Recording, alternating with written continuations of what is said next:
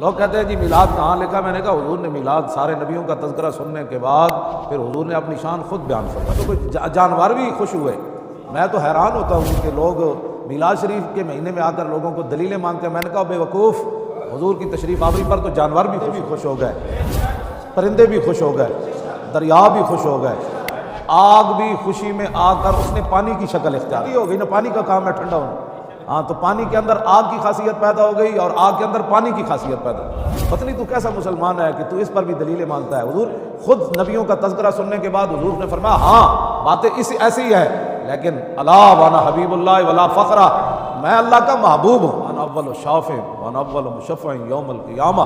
فرمایا سب سے پہلے قیامت والے دن میں ہی شفاعت کروں گا اور سب سے پہلے میری ہی شفاعت کو قبول کیا جائے گا۔ ولا فخرہ وانا حامل لواء الحمد تحت آدم فمن دونہ یوم القیامت ولا فخرہ۔